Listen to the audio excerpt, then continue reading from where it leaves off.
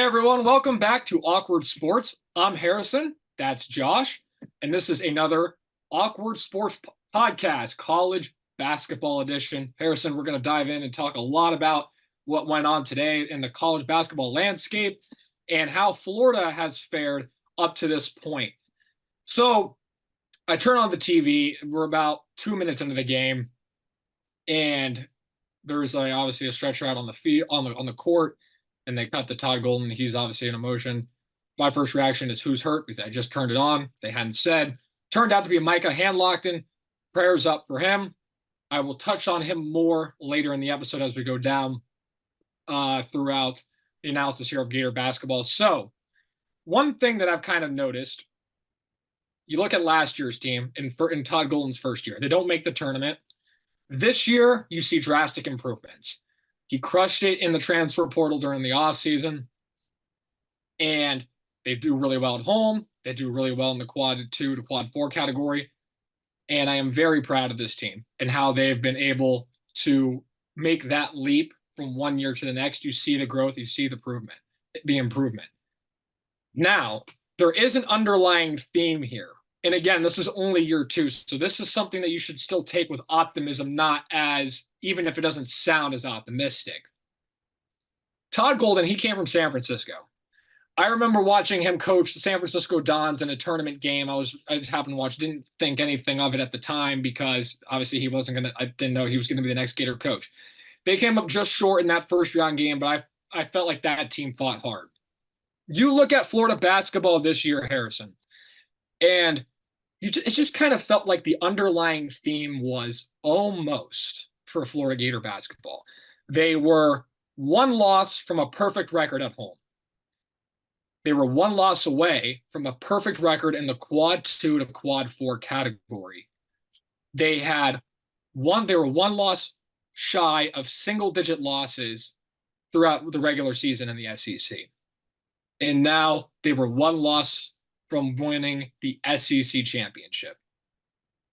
Just so close for Gator basketball. Very proud of this team.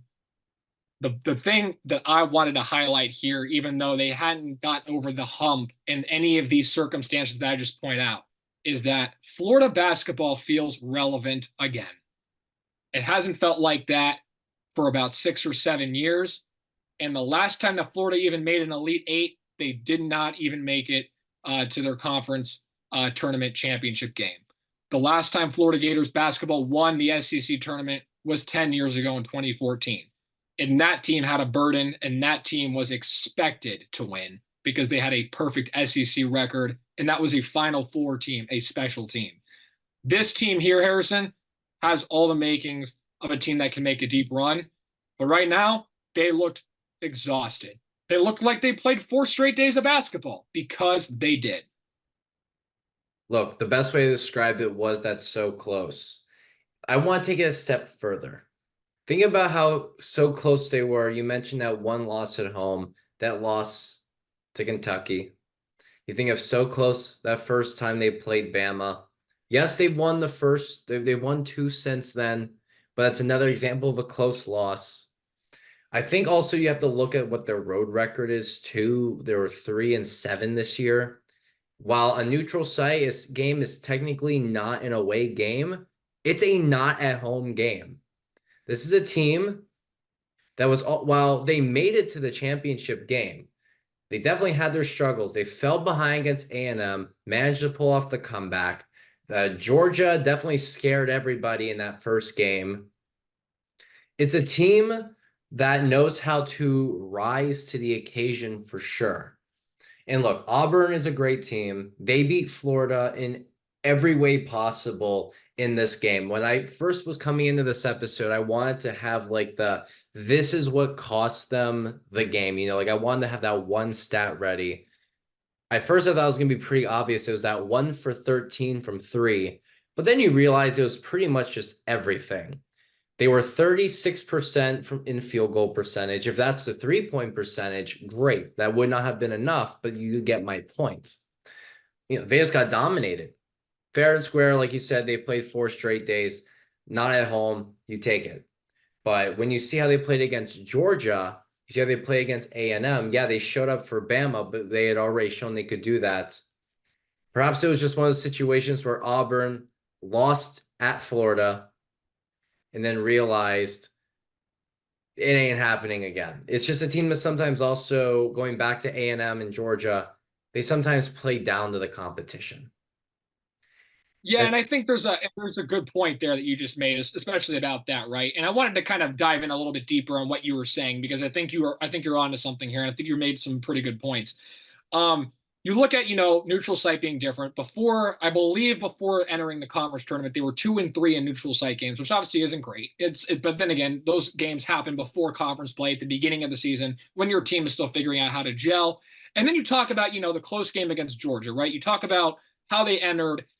Georgia, it's one of those things where it's like sometimes there's just certain teams that you play well against, and there's certain teams that match up better with you. And I think Georgia, although they struggled this year, if you looked at all three of the matchups, Florida won all three of those games, and all three of those games were close. And then we talk about Alabama, right? They took them to school, and we'll get to the seeding thing in a moment there with Bama and Florida in a second, in a minute, because that's something that's eyebrow raising to me. Not surprising, but more eyebrow raising. So they take Bama to school like they did. They did it like twice in a week. They dropped over 200 total points against Alabama in the span of 2 games, and they looked like a dominant team. Then we talk about A&M, right?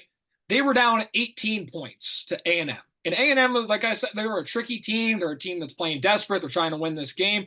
They were shooting Wade Taylor. He was shooting the lights out of the ball in the first half. And they, as a whole team, they just had Florida on the ropes. What I liked, my takeaway from this conference tournament was they got the jitters out in the first game, and they were able to handle Georgia being a favorite, and they were able to take care of business. That was important.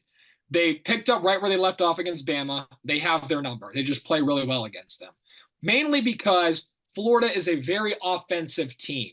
So is Alabama, but neither of those teams really play defense at a particularly high level. Enter Texas A&M. Florida's obviously down. What I saw from that team yesterday in the semifinal game in the SEC tournament was that to me was a playoff type game because you have like your core players like Tyrese Samuel and Walter Clayton and Zion Pullen and even Alex Condon, the freshman who's had a stellar year, made freshman all SEC.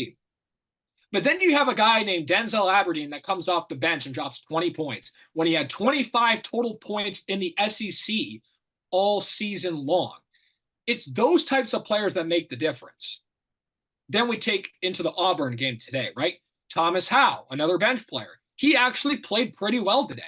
He did whatever he could to kind of get Florida jump started. And the whole thing about, and you touched on the 3-point percentage. I kid you not, Harrison. I'm watching this game and I'm just like, I'm glad I'm not coaching this team. I don't know what to do and how to answer this Auburn attack because yes, we did beat them in the regular season at home. When you play regular season basketball in college basketball, you get about 5 days between games, something around there, 4 or 5 days between games. This was Florida's fourth game in as many days, and Bruce Pearl, the Auburn head coach, being an experienced head coach, being a very good head coach, it was a Bruce Pearl masterclass. It was something I kind of feared going in. I'm like, this guy's a smart coach. He's just going to be like, all right, we're going to press Florida. We're going to make them earn their spots. They're exhausted. They are not going to be able to run with us. Auburn, being on the third straight day of games, they were more fresh, even though 3 straight days isn't obviously ideal. They took advantage of that, and it was a very well done job by them overall. And plus, getting over the psychiatric component of you just lost a guy in the beginning of the game, that's really hard to overcome as well, too. Yeah, look, again, sometimes you get beat. They were tired. Sometimes, and I guess, and at one point you just have to give the team credit that, look, they should not have been in the SEC championship game to begin with. No. Maybe just because they went on that run, you start to get the idea of this team should just win it. You kind of buy into that false hope a little bit. I certainly am guilty of this the last few days. But let's just keep it into perspective. This team has certainly taken so many massive strides. Todd Golden has certainly earned that extension. Oh yeah, absolutely. And even then, look at some of the improvements. Look, Florida's not a good defensive team, but they've certainly been way worse, especially earlier in the year when they give up over 100 points to Ole Miss. They even gave up over like 75 points to Richmond of all teams, someone they should have held probably to 55. But slowly got better. This is a team, and we'll get to March Madness in a moment. I think they can still be in the Sweet 16. You get that far, it's the furthest you've gone since the year they went to the Elite Eight in 2017. The biggest issue the last few years before that, let alone, well, I'm talking about the years they made it to the dance. I'm not talking about the NIT years because those are already, you missed the tournament. Yeah, But the the nine tournament. Yeah. but every single year for a few years, it felt like, all right, got that round 64 win, exits. Round 64 win, exit. And then the one, especially against Oral Roberts, happens, and you know something is going to have to change soon. Mike White's going to be done. And And he commented, yeah, and he commented the other day because obviously they do the pressers, and he was like, he said, "Yeah, that Florida team over there is really, really good." And it's like, yeah, it's something like with all the respect that I can throw at Mike White, he did bring Florida to an Elite Eight in his second year. This is Todd Golden's second year. Todd Golden he has done a masterful job of putting Gator basketball, making them relevant again. And I wanted to circle back on something I mentioned obviously earlier about Micah Handlockton, and it was like again, we talked about Gators playing 4 games in 4 days, and it's not like they're the only team that had to do it. A lot of teams and other conferences have had to do it, especially look at NC State, for example. They were not getting in the tournament. They had to start from like the beginning. They might have played 5 straight days. I don't know if they were in the first day. I ridiculous don't know. basketball But that like way. but like this is like in baseball, you can play 5 days of games. Like this is basketball. You're running, you're like this is a different sport. Like you can't it's different. So you looked at Florida that played 4 straight games in 4 straight days. Obviously, I'm not a doctor, Harrison, but when you do that and you don't give your body time to recover, the chances of injuries go up, which makes you wonder. Like, do you space this thing out? Do you push the tournament a little bit further into April? Like you know what it like? So conference tournaments into the main tournament that goes until about the beginning of April. Do you push this thing and stretch it out for better player health and safety? I don't know if that's something they'll ever look into, but it just is what it is too because of like scheduling and all that. But that's the downside. That's the other side of this, great tournament scheme that we have. It's fun. We get a ton of games at once, but ultimately it's one of those things where like that's the exchange. Sometimes players get hurt. And unfortunately, this time it happened to Florida and a guy that's been a very key cog in the system, over 7 foot center, Micah Handlockton, who's been a really good player for us all year. Yeah, no, I mean, you lose your big man, you lose your top center, you lose the only person who's had as many rebounds as Tyrese Samuel all year. It's a huge blow, and it's probably one of the reasons why they got the seeding that they did, even if that's not how it's supposed to work. It's it's not good. I will put it at that.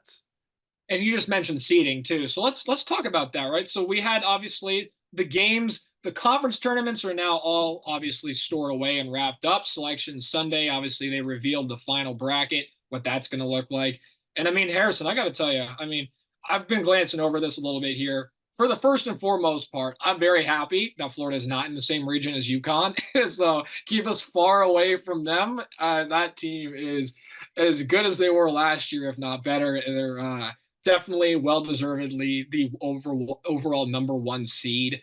As such, Florida being a 7 seed, I just want to talk about this because I know we expected to be below Alabama. I understand that was like the projection.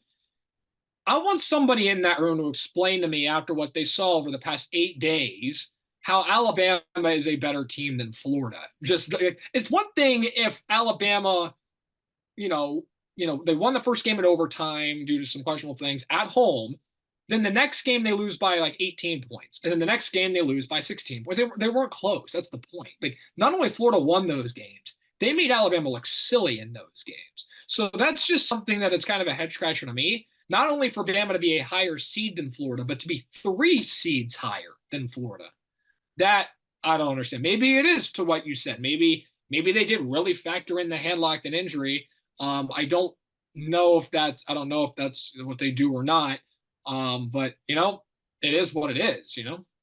Yeah, and look, I think a lot of it just to do with the fact that Alabama was the best regular season team as well in the SEC. They were the 1 seed in the tournament.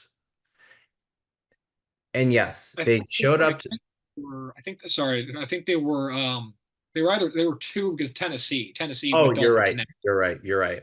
But Point yeah, is but to your though, point, Alabama's one of the top regular season teams. And as great as much as there is a statement in the conference tournament, it's like 20% of the emphasis on deciding who's going to the dance, unless you're talking about the teams that only made because they won the conference tournament and they're the automatic qualifiers.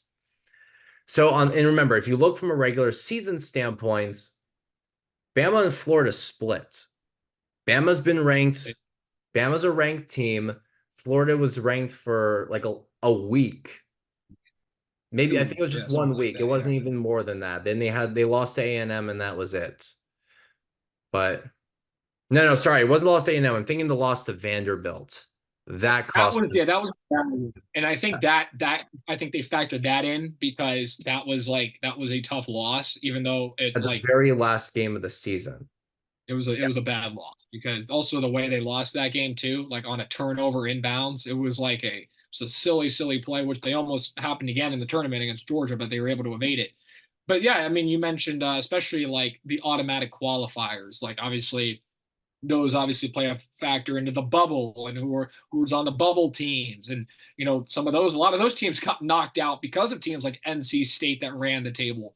So now this brings, another a topic of debate that's been brought up currently with March Madness and is really amongst the smaller conferences, the conferences that get the one team in with the automatic qualifier. And it's like the teams that go like let's say a Fairfield, for example. Like I'm just throwing one out there. I'm not saying this is exactly how it happened. Let's just say Fairfield played 27 games and went 24-3, but then lost in their conference tournament where basically everything resets and only one team gets in. That's something where it's like in the smaller conferences, it's frustrating, right? Because you play a whole regular season, you may dominate, and Right. you get that one seed in the conference tournament, only to lose one game and some team that might have been like 13-16 goes through and gets hot at the right time.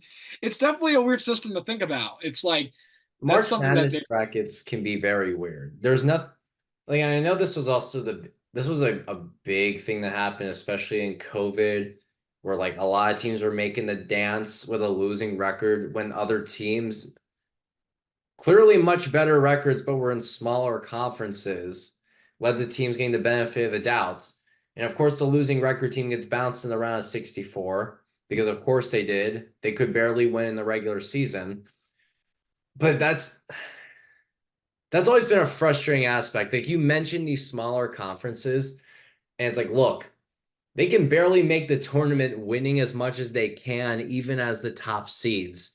You'll have it where some team maybe goes 22-10, some larger school goes 13-16. I don't think that math adds up correctly regular season wise, and the losing record team is the 11th seed, and the team with the better record is the 15th seed. Make it make sense. yeah, it's definitely It's as you can confusing tell. as it is as confusing as why are these regions Midwest, North, South, and East, Oh, and then you suddenly have yeah, it. And I know like seeding is a factor in why it's done, but it's just as weird as when you say like, oh, this is the Western bracket in Charlotte, North Carolina, and it features yeah, all these teams from the East. It's the same yeah. bro So logic. yeah, it's interesting how you brought that up. This like the regions, right? Like the East, the South, the West, and the Midwest being the regions. I think, and I'm not 100% certain on how this works, Actually, no, my theory just went out the window because I was going to say something along the lines of it has to do with the one seed, and then they just kind of throw in like everybody else, like we're like at the deserved spot because it was like, Well, I okay, mean, it totally does because you have like it, or I'm assuming they do. All right, the one seeds go here, then we're gonna put the two seeds here. I don't know why that wouldn't be how it works. right, like it's like, but by that argument that I was about to make was out the window because they have North Carolina as the one in the West, and North Carolina's not a Western team. Like it would be like it would make sense. Like Purdue Midwest makes sense, right? And then you look at UConn East, that makes sense, and then obviously look at the South, Houston, yeah, Houston, so that still makes sense. So it's like But the thing if is, it was it would make more sense to put Houston in the West as the one seed, right, so UNC in the South. right, so that makes sense. Here's what I think happened. So because Arizona got upset, that changed it. Because like Arizona was supposed to be the one. Because if you look at the West region right now, North Carolina is the one, but the number two is Arizona. So if you looked at it from that perspective, I think they were doing it based on that because like they didn't think the one line was going to change that much.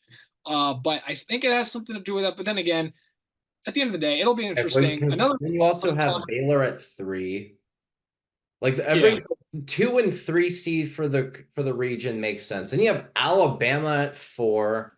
Trying to see who in the South is the 4 seed. Oh, it's Duke. Okay, that still makes sense for that one too. Let's go to the Midwest. The 4 seed, not that Alabama's the Midwest, but Kansas. Yeah, that's perfect. I guess sometimes they just have to horseshoe these teams in because you have more good teams just from one specific region. You got to put them somewhere. So you just shove them into the West. yeah, that's It's it's I pretty like it bad. looks like you're squeezing a square peg into a round hole, but Yeah. sometimes you just kind of have to do that. So there is another thing I wanted to mention here because they haven't actually released the dates yet. Obviously, we know that the tournament starts on Thursday. The first round happens on Thursday and Friday, and then the round of 32 will happen on Saturday and Sunday. Obviously, I'm hoping that the scheduling gods have mercy on Florida for play for like and all any of the not just Florida but on any of the teams that just ran the table or nearly ran the table in their conference. Do not make them play on a Thursday. Give them the extra off day. Let them play on a Friday. You know what I mean? Uh, get these like give these teams that got bounced early in the tournament the Thursday spot. They've already had a couple of days rest. That are in there anyway. So I hope that's how it works. I hope Florida gets a Friday game. But let's take a look at the region that Florida is in particular. So they're going to get a play-in team, which is always tricky. Again, I don't. This year it's 2 10 slots that are a play-in. You have Texas, a 7 seed, playing the winner of Virginia and CSU. I think that's not Charleston or because it's not Cal State Fullerton, but Is it not anyway, Colorado State? Colorado State. Yeah, that makes more sense. Colorado State, Virginia. The winner of that plays Texas, and then Florida, I believe, is Boise and Colorado. So the winner of that. So that's going to be tricky because Florida obviously it's weird because you're getting a play-in team, so they're going to have a little bit of momentum coming in. It'll be interesting to see which team it is, but obviously you don't really get to prepare. For what you don't have as much time to prepare for like the one team. Whereas if you have a team that's locked in, you can already start studying right now. Who do you have? So that's something they're going to have to kind of figure out as the week goes on. But these guys are going to be doing a lot of recovery this week to get fresh for the games, regardless. But you look at Florida's region; they are in the South region with Houston, and Houston obviously they did lose the Big 12 championship to Iowa State, but they've been a juggernaut. And you know what I've said about like I've said this before about teams that lose their conference tournament or win it. It's hard to win a conference tournament and then go win the championship. It's like you'd have to win like It's you've already won like 3 or 4 games in a row. Now you got to win another 6. You're asking a team to win like 8, 9, maybe 10 games in a row. It's a challenge. it's almost good to have lost the championship game in that regard because it almost resets mentally. You're Right. not trying to keep a whole streak going, you're starting a new one. Like Right. actually that begs the question how often does does a March Madness winner win the conference? Because I know it's not Yeah. every. So that's something I looked into a little bit last year when I was filling out my bracket because I was kind of looking forward. Because I almost last year I almost picked Marquette to win. But the fact that they won the Big East, I was like, man, they had a tough road. I'm like, these guys are gonna really try to win like this many more games in a row. So I ended up picking UConn, and that ended up working out. But like UConn won their conference this year, though. But they're a one They seed. didn't It's win the their conference last year. They did lost it to Marquette. exactly. They didn't. They lost to Marquette. But this year they won.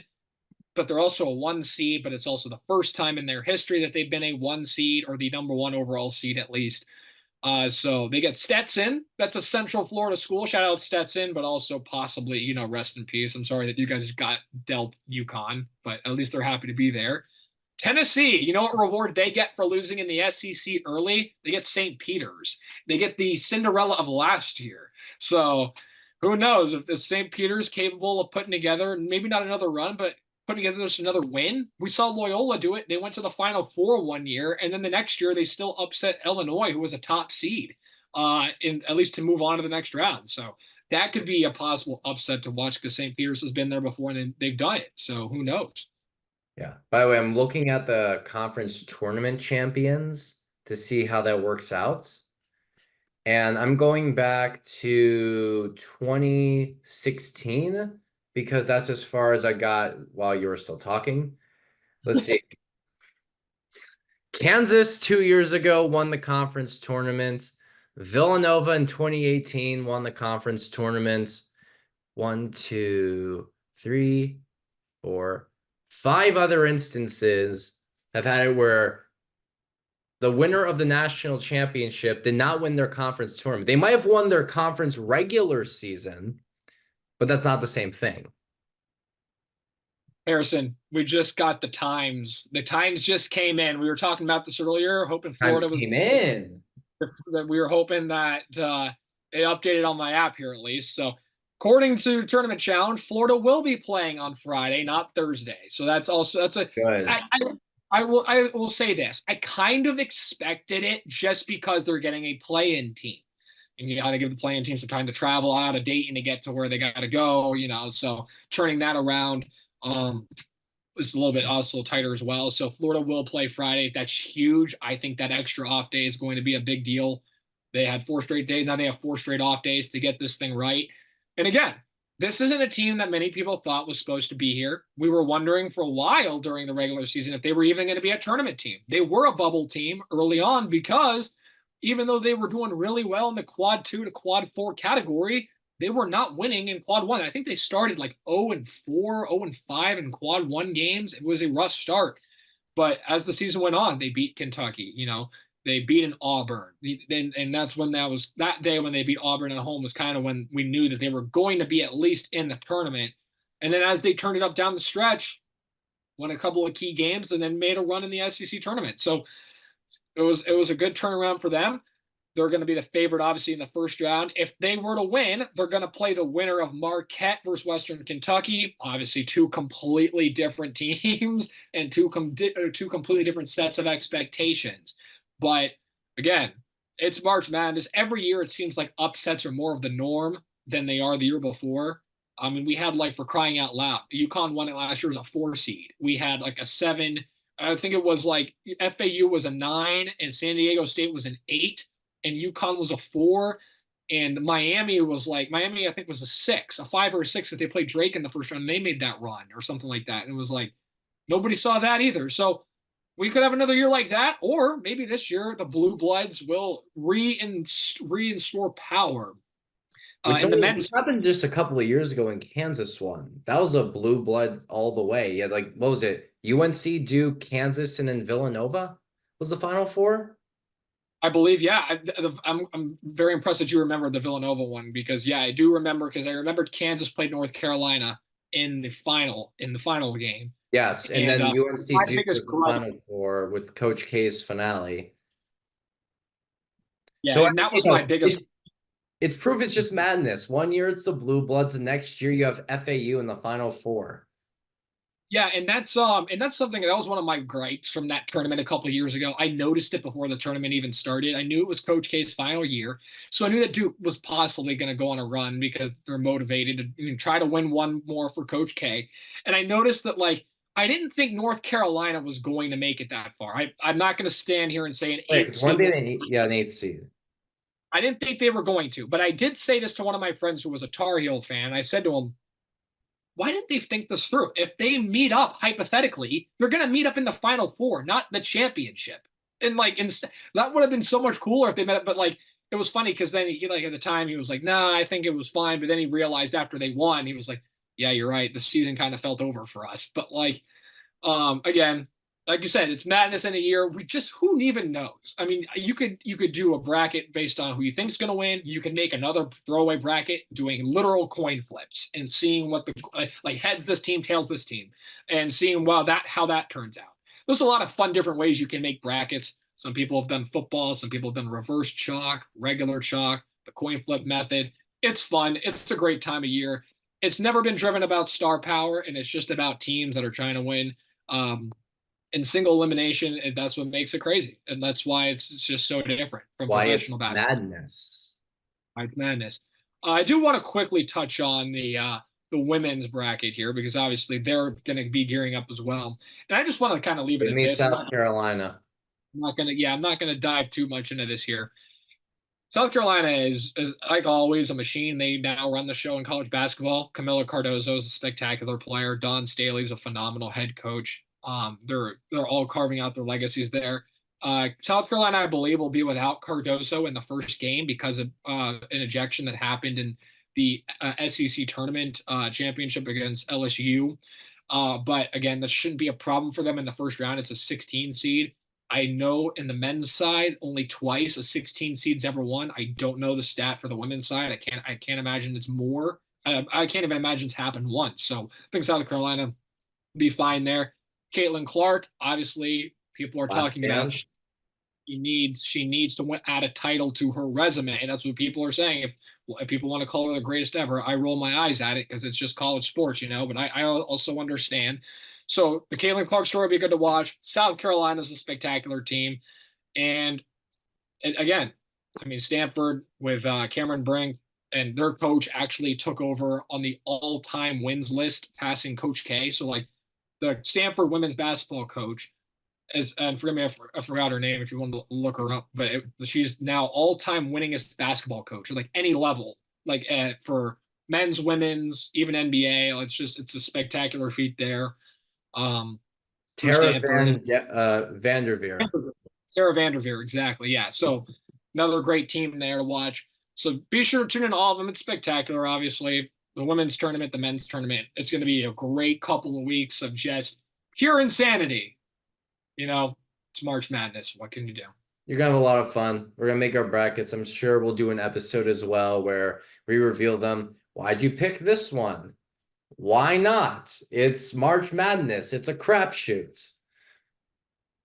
And you know what? And I think obviously, will this be the year that somebody in the bracket group dethrones me? I think not. I'm sure I'll eat those words. But until next time, this has been Madness. This has been Awkward Sports, the March Madness edition.